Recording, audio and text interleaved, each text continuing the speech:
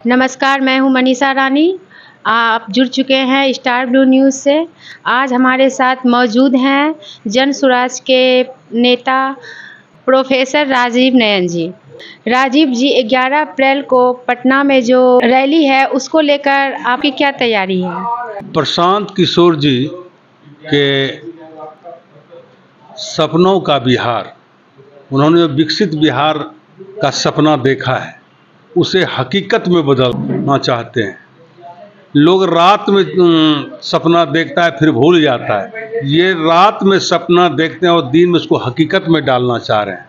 18 राज्य के मुख्यमंत्री को बनाना, हमारे देश के प्रधानमंत्री को बनाना, और इनके पास विजन है कि हमें कैसे बिहार की जनता को अट्रैक्ट करना है कि हम क्या दे सकते हैं। सबसे बड़ी बात है कि बिहार की महान जनता जात पात बैकवर्ड फॉरवर्ड हिंदू मुसलमान के नाम पर वोट देते आया, और हमसे ये कहें, नीतीश कुमार जी बिहार के मुख्यमंत्री हैं, कुर्मी जाति से बिलोंग करते हैं। वो कुर्मी के लिए ही उन्हीं के गांव में फैक्ट्री लगा देते, बड़े बड़े उद्योग कल कारखाने स्थापित कर देते, तो हमारे और लोग जाके वहाँ कमाते। लालू जी राज की बिहार में यादवों के भी गांव में बड़े बड़ी फैक्ट्री लगाती, सड़कें बनती, बिजली का प्रोजेक्ट लगता, बड़े बड़े कल कारखाने होते, विद्यालय का निर्माण होता, महाविद्यालय का निर्माण होता। तो चलिए भाई, बिहार का किन्हीं का विकास, उसके साथ बिहार का भी विकास होता।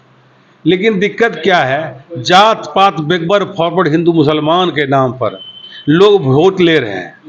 और जब भी आएंगे वो विकास की बात नहीं करेंगे। वो जब भी आएंगे कहेंगे कोई माई का समीकरण है, कोई बोलेगा भाई का समीकरण। अरे मैं ये कहना चाहता हूँ कि बिहार एक ऐसी जगह है जहाँ चाणक्य, जहाँ गौतम बुद्ध, महावीर ऐसे लोग पैदा हुए। उन्होंने जात पात धर्म संप्रदाय की बात नहीं की। डॉक्टर राजेंद्र प्रसाद प्रथम राष्ट्रपति भारत के बने, उन्होंने जात पात की बात नहीं की। श्री बाबू बिहार के प्रथम मुख्यमंत्री बने, उन्होंने जात पात की बात नहीं की। महादलित दलित को मंदिर घुसने में जो वर्जित था बैजनाथ धाम में, खुद श्री बाबू समूचे दलित महादलित को ले जाकर के मंदिर में जलाभिषेक करवाए। तो उस समय ये नहीं था, उन्हें था कि हमको समरस बिहार बनाना है। और उनके सोच को आगे बढ़ाते हुए हमारे प्रशांत किशोर जी ने, ये पढ़े लिखे लिटरेट आदमी, इनके पास माँ सरस्वती वास करती है और इनके वाणी में इतनी मधुरता है और पब्लिक को सच्चाई से अवगत करा रहे हैं। आप स्टेशन चले जाएं, जवान जवान लड़का 15 दिन पहले शादी किया और 15 दिन के बाद वो दिल्ली, बम्बई, कलकत्ता, हरियाणा, पंजाब कमाने के लिए चला जाता है। और मतलब शादी का सुख क्या होता है न पति जानता है न पत्नी जानती है। ये बिहार की भयावह स्थिति है। ये जब प्रशांत किशोर जी का सोच है कि हम हर बिहारी के कंधे पर एक ऐसा विकास का स्थिति को मजबूत करेंगे। हर जगह विद्यालय होगा, हर जगह हॉस्पिटल होगा, हर जगह छात्र छात्राओं के लिए अच्छे विद्यालय का निर्माण होगा, हर जगह जो है औद्योगिक क्षेत्र बनाएंगे। और जितनी भी हमारे महिला हैं, खास करके मेरी माँ बहन बहू, जो अपने पुरुष पर आश्रित हैं कि कमा के लाएंगे तब हमारे घर का रोटी चलेगा, उनका सपना है कि हमारी महिला माँ बहन जो भी है, मेरी बहू जो भी है, हर हाथ को काम देंगे।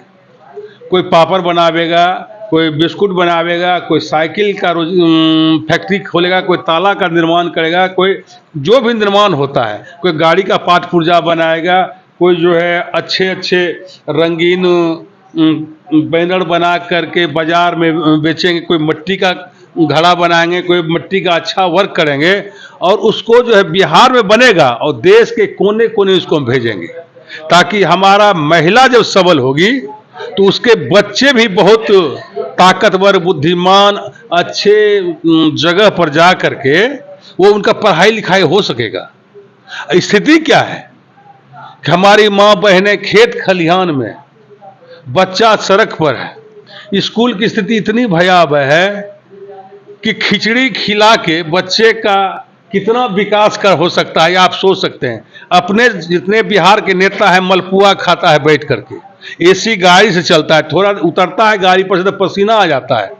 और जो मेरी बिहार की माँ बहनें, छात्र छात्राओं, युवा, हमारे बुजुर्ग, हमारे भाई, हमारे व्यवसायी 24 घंटा बिहार के सड़क पर खड़ा है, लेकिन रोजगार की कहीं कोई साधन नहीं। इतनी बेरोजगारी भरी है, इतनी बड़ी है कि आप चले जाइए 6 नंबर गेट पर, लोग पूछता है भैया कोई काम, हम आपके यहां जाने के लिए तैयार हैं। यह स्थिति है। इसलिए प्रशांत किशोर जी जिन्हें जो सोचा है कि हम विकसित बिहार बनाएंगे, स्वस्थ बिहार बनाएंगे, शिक्षित बिहार बनाएंगे, कृषि हित की रक्षा करेंगे, युवाओं के हाथ में ताकत देंगे। और सबसे बड़ी बात यह है कि जो भी बुजुर्ग हैं, जो हमारे महिला बुजुर्ग हैं, हर को पेंशन देंगे। और जो हमारी माता बहनें हैं उसके पास पूंजी नहीं है तो उनको उद्योग स्थापित करने के लिए मात्र 4% सालाना पर उनको पैसा मुहैया कराया जाएगा, ताकि अगर आपको 1 लाख रुपया दें तो साल भर में मात्र आपको 4,000 सूद लगेगा। और हमारी माता, बिहार के माता बहनों के हाथ में इतनी हुनर है, अगर 1 लाख रुपया आप देते हैं उनके हाथ में, वो 10 लाख का काम करके दिखा देगा। क्या लगता है बिहार जात पात से मुक्त होगा? होगा। जब ठोकर लगता है ना, अच्छे अच्छे संभल जाते हैं। चाहे आज जात पात से लोग ऊपर नहीं उठा, तो अभी जो प्रशांत किशोर जी चल रहे हैं हर जगह, तो हर जाति धर्म संप्रदाय के लोग उनसे जुड़ रहे हैं। उनमें देख रहा है बिहार की झलक, उनमें देख प्रशांत किशोर जी के चेहरे पर विकास का झलक लोग देख रहा है, बिहार की युवा और युवती। और जब भी युवा युवती का कंधा मजबूत होगा तो वो राज्य मजबूत होगा। और जात पात तो एक ना एक दिन हटना ही है। अगर आप नहीं हटोगे, आप अगर जात पात में बंधे रहेंगे तो मलपुआ खाने वाले 5 साल के बाद आएंगे, अच्छी अच्छी मीठा बात करेंगे, तुम हमारे हो, हम तुम्हारे हैं। उसके बाद जब वो चले जाएंगे, जब आपका वो नहीं होंगे, दिमाग में बिठा लीजिए, आपका मन भावन बात कह के आपको अपने तरफ मुखातिब करके कहेंगे हम, आप देखिए तुम्हें काम नहीं दो, तुम्हें हमारा वोट नहीं दो, तो के देते तो जात को, तो हमारे कुटुंब को, हमारे परिवार को। और जब कुटुंब फंसता है, जात फंसता है, परिवार को फंसता है, आप फोन कीजिए किसी भी नेता को। अगर जदयू का नेता, राजद का नेता, भाजपा का नेता अगर फोन उठा के आपके कष्ट को दूर कर दे तो हम राजनीति से संन्यास ले लेंगे। क्या लगता है कि प्रशांत किशोर 2025 में मुख्यमंत्री बन पाएंगे? जी हाँ, इनमें रब दिखता है प्रशांत किशोर जी में।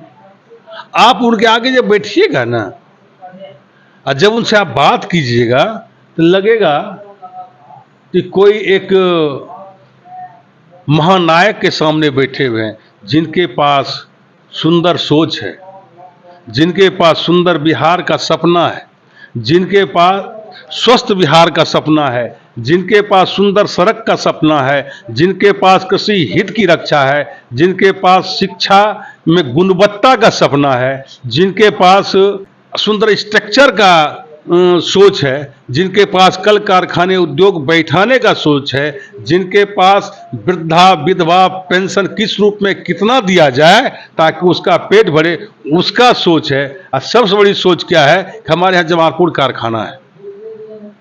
अंग्रेजों ने जमालपुर को समझा, न कच्चा कोयला है न कच्चा लोहा था, सिर्फ हमारे और आपके हाथ में हुनर दे के अंग्रेजों ने यहाँ फैक्ट्री बैठा दिया। और भारत जब आजाद हुआ तो यहाँ के नेताओं के इस कारखाने को जोक कर रखना चाहिए था, इसलिए ये एशिया का सबसे पुराना कारखाना था। ये मां है सब कारखाने का, रेल जगत की मां है। लेकिन आज आप चले जाइए, लोको खत्म हो गया, इर्मी खत्म हो गया, कारखाने की स्थिति जर्जर है। आप टेम्पोररी हाट आप दिन में नहीं जा सकते, लगता है भूत दौड़ रहा है, समूचे क्वार्टर को तोड़ दिया गया। आप रामपुर कॉलोनी चले जाइए, ईस्ट कॉलोनी चले जाइए, रेल की जो दुर्दशा बना के रखा है। अरे विदेशी जमालपुर को पहचान लिया और देश का जो है हमारा नेता जमालपुर को नहीं पहचाना। सबसे बड़ी विडंबना यह है कि बियाडा की जमीन है, वहां पर आपके ऐसा, हमारे ऐसा, इनके ऐसा जमालपुर का युवा युवती को अगर वहां हम बियाडा के जमीन पर उद्योग धंधा स्थापित करते तो सैकड़ों लोग उसमें इन्वॉल्व होता। लेकिन आज बियाडा की जमीन की जो स्थिति है, आप चल के देखिए मेरे साथ, अवलोकन की स्पॉट पर जाकर के, सिर्फ यहां के नेताओं ने छला है। इसलिए जमालपुर की महान जनता ने एक आवाज उठाया है कि जमालपुर का बेटा ही जमालपुर का जनप्रतिनिधि होगा, और हम लोग पूरी ताकत के साथ जमालपुर के एक एक घर पर जाएंगे, माथा टेकेंगे, और एक ही निवेदन है कि जमालपुर के बेटा को एक बार अपना आशीर्वाद दीजिए और विधानसभा में पहुंचाइए। अगर क्षेत्र का सर्वांगीण विकास नहीं हुआ, हर जगह विकास नहीं हुआ, तो राजनीति से संन्यास लेंगे ही, साथ साथ दोबारा हम आपके आगे वोट मांगने नहीं आएंगे। बहुत बहुत धन्यवाद राजीव जी। हम आगे भी इस तरह की खबरें आपके लिए लेकर आते रहेंगे। जुड़े रहें स्टार ब्लू न्यूज के साथ। धन्यवाद।